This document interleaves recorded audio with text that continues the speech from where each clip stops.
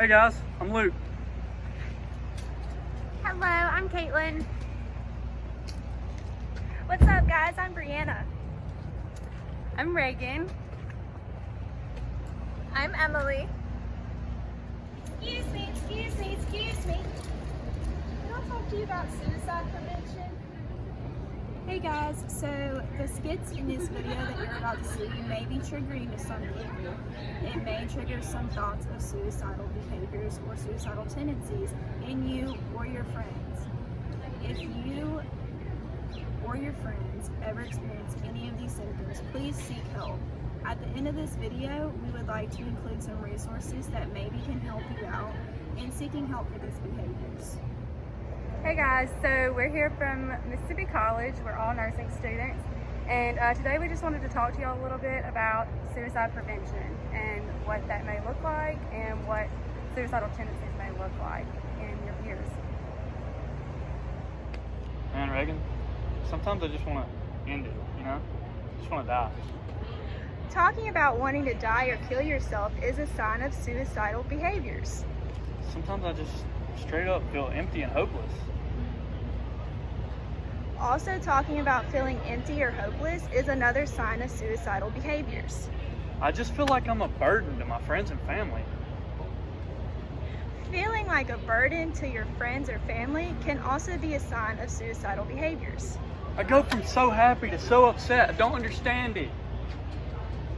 Extreme mood swings can also be a sign of suicidal behaviors. I want to leave everyone alone and just do my own thing, you know? I don't want to bother them. Feeling like a bother or a burden to other people is again a sign of suicidal behaviors. Here's my favorite hat. I don't need it anymore.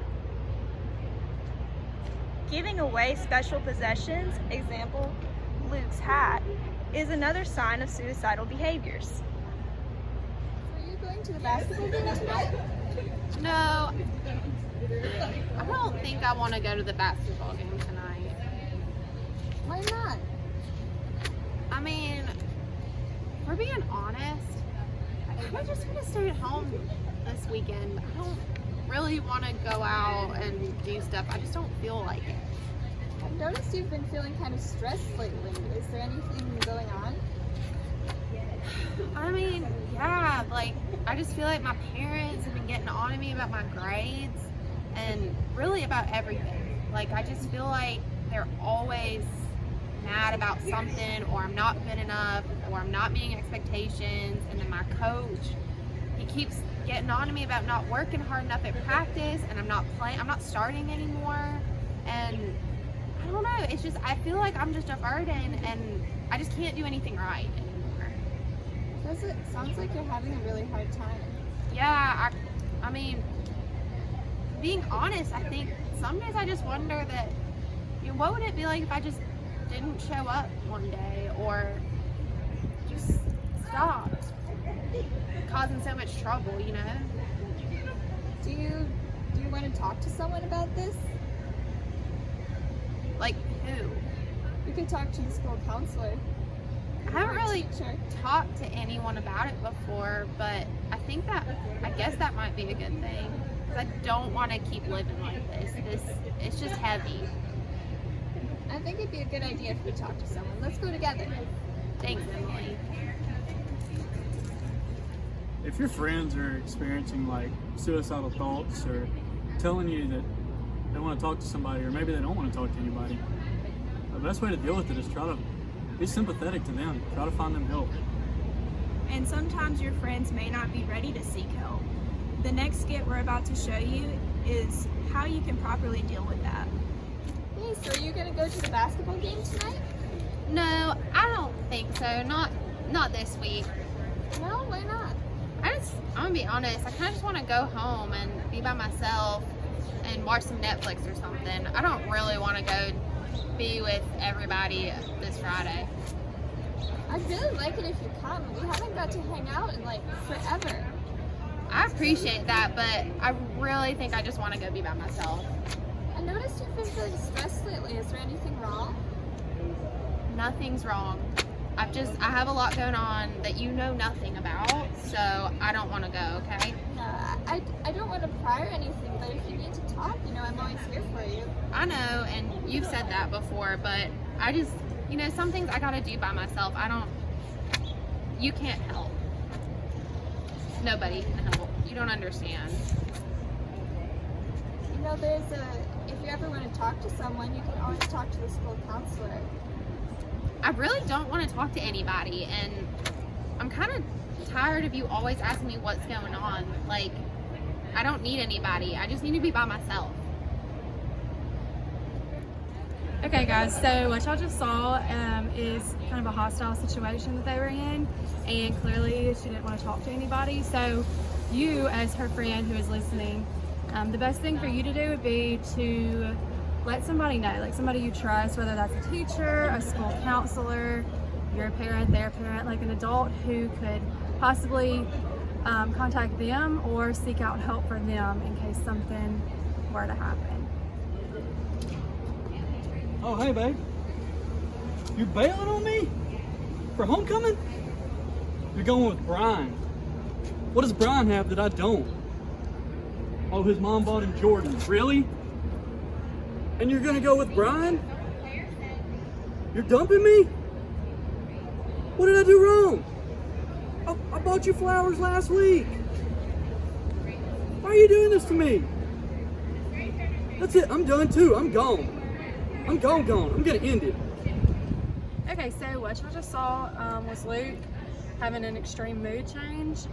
He broke up with his girlfriend, and so that was a big life change for him.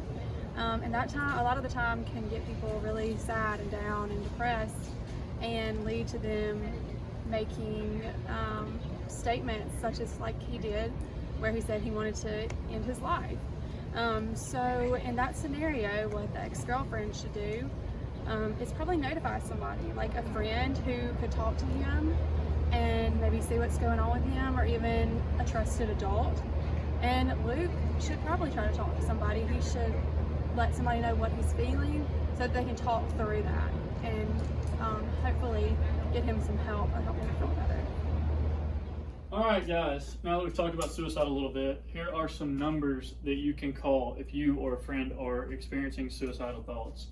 I'm going to take a brief pause for a second while your teachers pass out pens and note cards for you to write these numbers down on.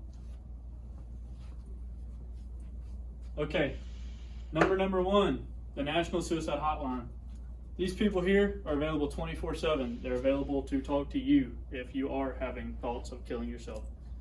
Just a really good resource if you are struggling with some thoughts, as we've talked about. You can reach them at 1-800-273-8255. Another one for the deaf and hard of hearing, 1-800-799-4889. And if you don't feel comfortable calling someone and talking to someone on the phone about the emotions you're dealing with, the crisis text line. Text HOME, HOME, to 741-741, and they will walk you through the things you are going through.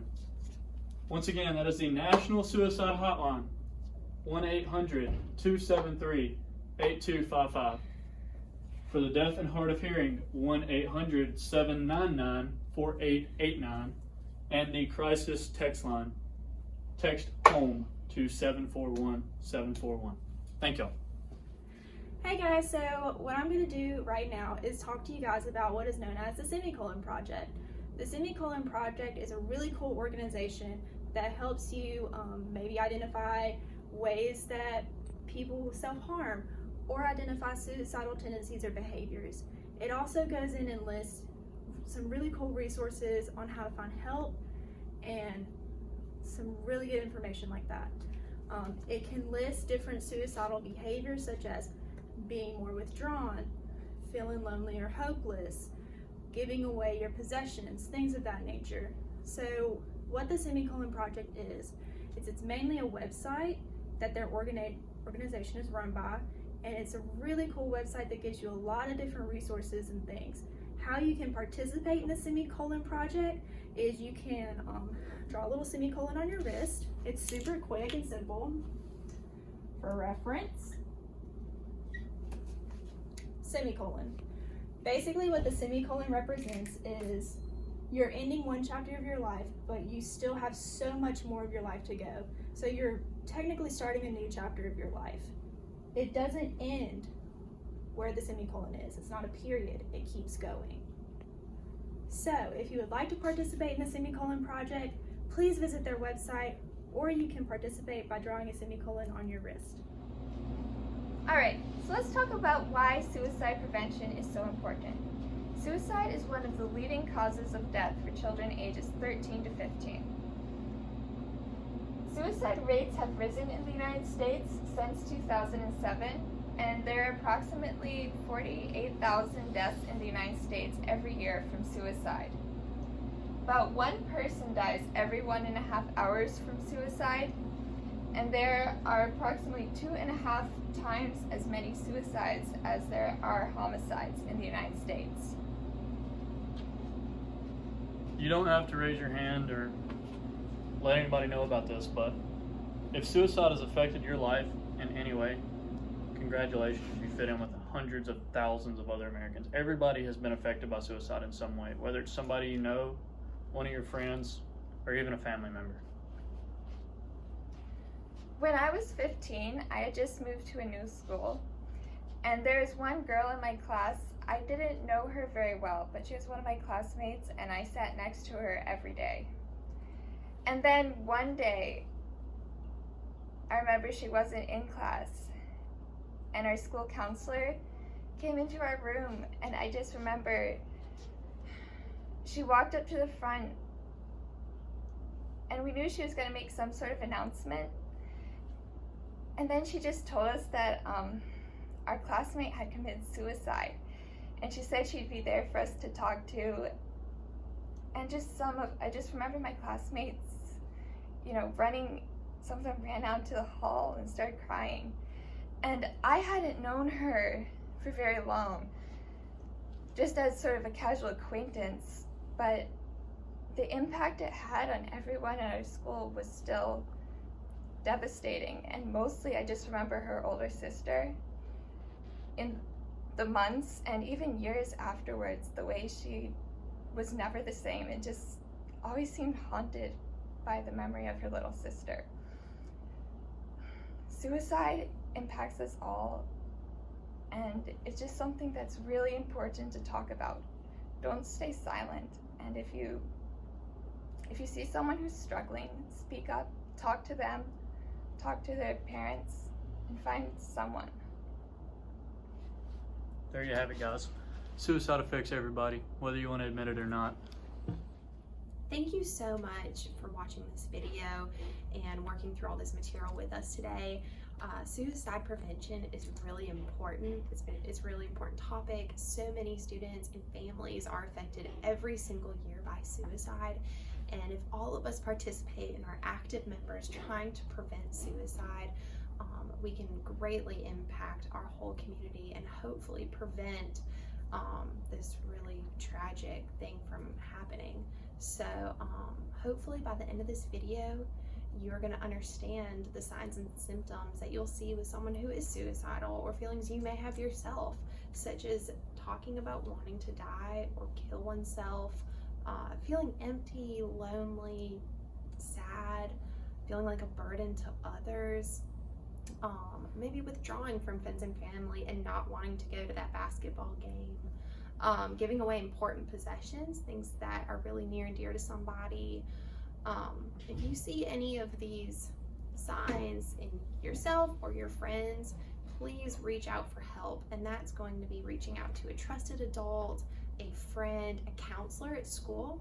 Every school has a bunch of counselors for you to reach out to. The National Suicide Prevention Line, which is 1-800-273-8255. The text line, which is text home to 741-741 to get connected with a crisis counselor. And again, if your friend is feeling suicidal, please reach out for help. Talk to somebody you trust about this. Don't let them feel this way by themselves. Now that we're to the end, we're gonna get you to fill out a survey through Surveymonkey. We've created this survey. It's just 5 questions, which is gonna help us to identify which what has been helpful, what has been useful, and help us kind of move forward